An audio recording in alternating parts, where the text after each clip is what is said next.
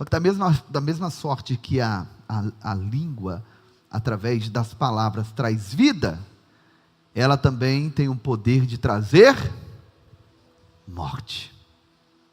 Tem o poder de matar. Sabe por que eu estou aqui hoje, pregando para vocês? Sabe por que hoje Deus fez tudo o que fez no Ministério Povo da Fé, toda a nossa trajetória?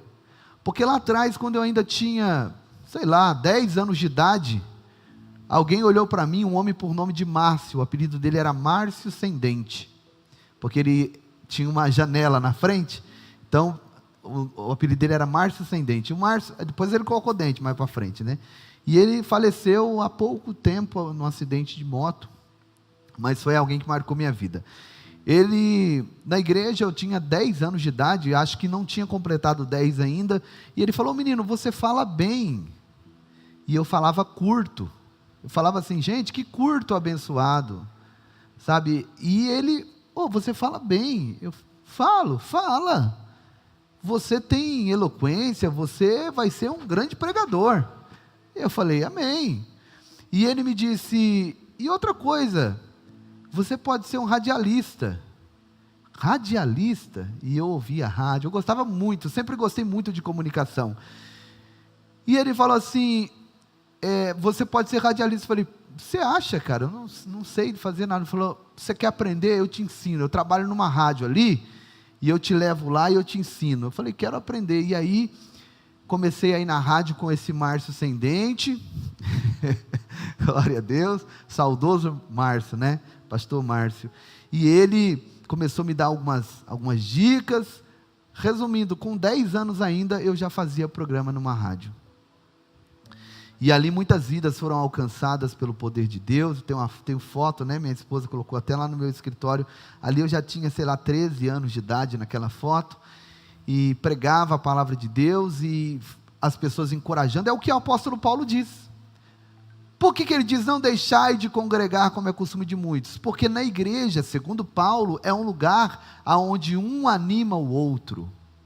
E como que eu animo o pastor Mecenas?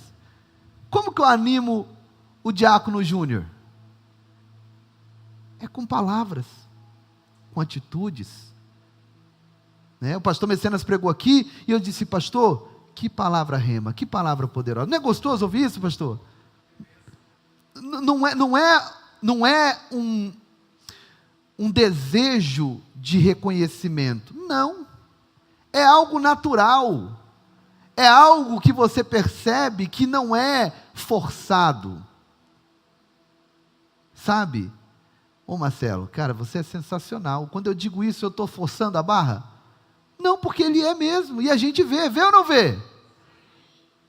Então, essas palavras, quando a gente fala, eu estava falando ontem, falei bastante com o irmão Anderson, inclusive quando vocês forem orar, ore pela irmã Camila. Ela está enfrentando um câncer agressivo no seio, e está em tratamento, já fez a segunda quimioterapia, e o Anderson falou que raspou o cabelo, ela também raspou já a cabeça, e eles estão na fé, crendo que Deus vai fazer o milagre. Mas eu estava falando com o Anderson ontem, e ele falando do Júnior, né, que eles estão sempre ali de segunda a sexta, orando às 6 da manhã e tal. Eu falei: o Júnior é muito esforçado, o Júnior, ele não mede esforço para estar na obra de Deus, mora em Guariba, trabalha, Cleide, sabe? Isso são palavras que trazem vida, que fazem o quê? A pessoa continuar no caminho, e ela vai se tornar aquilo que Deus criou ela para ser. Mas quando é o contrário?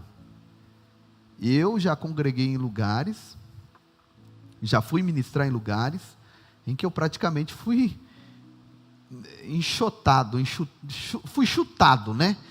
Eu sempre fui miudinho, ainda jovem, e eu fui pregar num congresso no estado do Goiás, um congresso de uma igreja muito grande, tinha homens grandes, né? No altar, senta tudo em cima do altar assim. E aí, eu fui cumprimentar esse pastor, e ele não me deu a mão. E aí eu sentei lá, e aí eu via O ambiente não estava agradável, assim, estava tipo uma fofocaiada, sabe, assim, esse é o pregador, né? Esse menino aí. Só que no final, Deus desceu com a sua glória, invadiu a casa, e depois vieram falar comigo, mas são situações que podem matar alguém. Eu poderia, que eu já estava, tinha, sei lá, meus 23 anos, e eu já tinha uma certa maturidade, mas se é uma pessoa nova na fé, porque a pessoa pode aceitar Jesus hoje e daqui 3 meses está pregando com muita autoridade, como aconteceu com Pedro. No seu primeiro sermão, 3.000 almas se renderam aos pés de Jesus. Pode acontecer, a autoridade de Deus pode vir e Deus dá uma sabedoria sobrenatural, mas essa pessoa ainda não tem a experiência, a firmeza para poder permanecer de pé diante de um ataque como esse. Entende? Aí a pessoa morre. Da mesma forma que a atitude, uma palavra pode trazer vida, ela também pode matar. Então tem um exemplo que eu quero citar com vocês. Está lá em 2 Reis, no capítulo 20. Não precisa nem colocar no telão, não, só vou citar para os irmãos. Deus curou o Ezequias, aquela cura maravilhosa e tal. Ele ia morrer e virou o rosto para a parede. Vocês conhecem essa passagem. Deus acrescentou mais 15 anos de vida para ele. Então ele recebe o milagre, mas depois não vigia.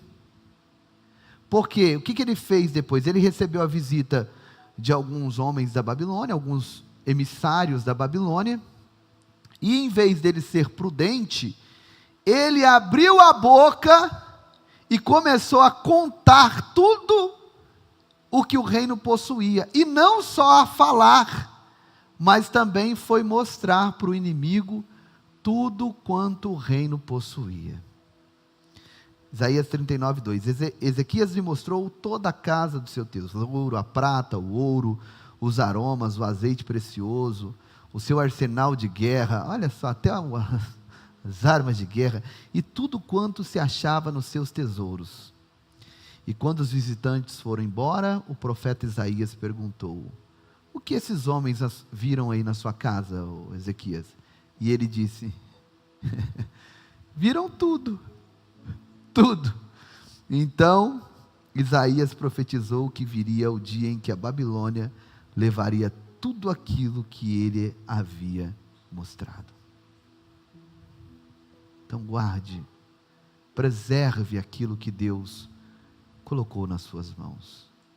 Tem coisa que não é para ser contada. Tem coisa que automaticamente as pessoas veem. Eu e minha esposa, a gente não posta mais nada assim. Vai fazer uma viagem, não posta.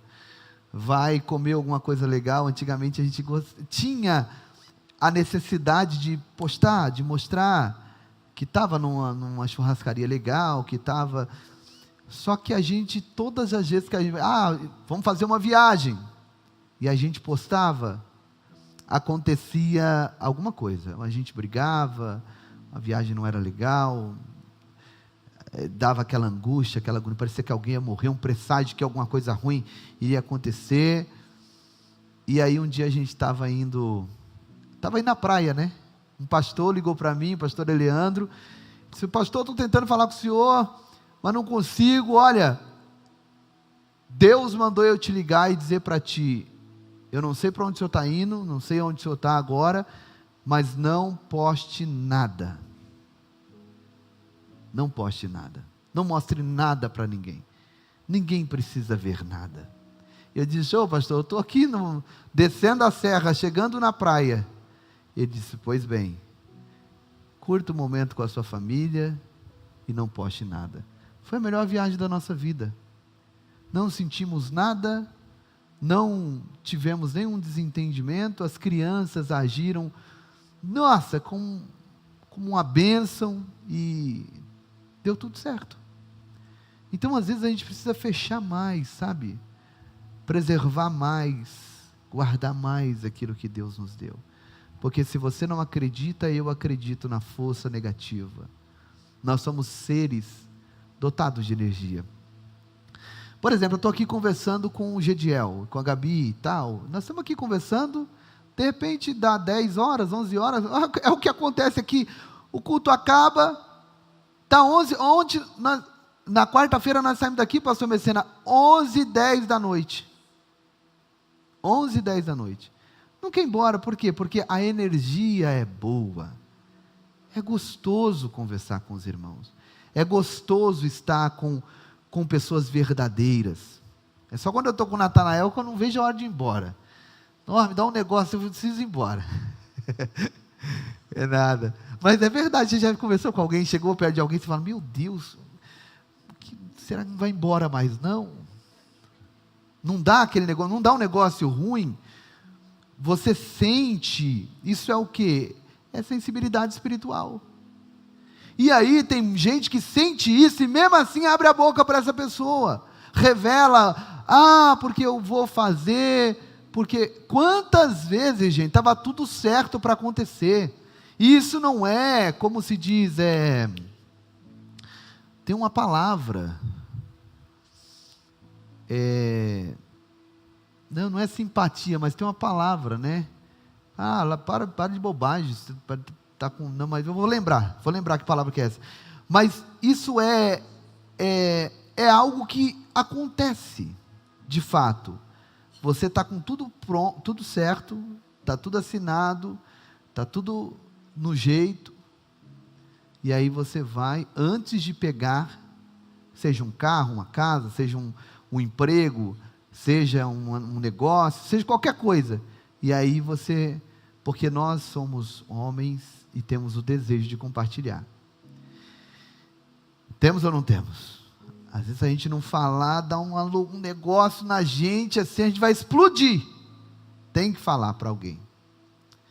O negócio é falar para a pessoa certa. Eu já quebrei muito a cara por falar para a pessoa errada, que minha esposa dizia, cuidado, abre o teu olho, abre o teu olho. Dizia, não, é gente boa. E aí depois, do nada, tudo desandar. Do nada tudo deu errado. Já aconteceu isso com alguém aqui ou é só comigo? Só eu que sou boca aberta? Não, né? Aconteceu, né? Então, e aí eu fui aprendendo apanhando. Então, o rei Ezequias trouxe uma maldição. E tem pessoas que perdem bênçãos porque falam demais.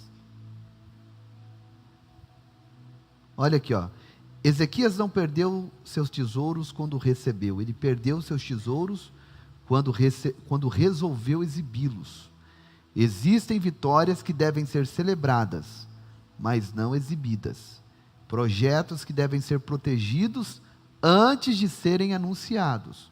Sonhos que precisam amadurecer antes de serem compartilhados. Nem todo mundo que pergunta quer o seu bem. Eu vou te dar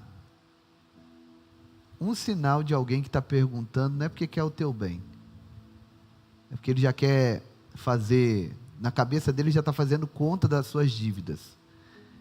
A pessoa se preocupa tanto com a vida do outro, que acaba esquecendo de cuidar de si mesmo. Você chega com alguma conquista, e aí a pessoa olha e fala, não, legal, hein? Quanto que foi? Quanto que custou?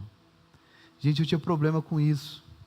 Se a pessoa perguntasse quanto que custou, eu não conseguia não falar. Mas era algo que era uma simplicidade minha. E depois eu fui entender que não faz sentido isso. Por que ela quer saber quanto que custou? Ela vai ajudar a pagar? E quantas parcelas que você fez? Você quer saber por quê? Você vai ficar com 10 parcelas para me ajudar? Não faz sentido. Celebre a conquista, mas não pergunte quanto que custou, quantas parcelas fez, se foi à vista, se foi fiado, não. Só celebre.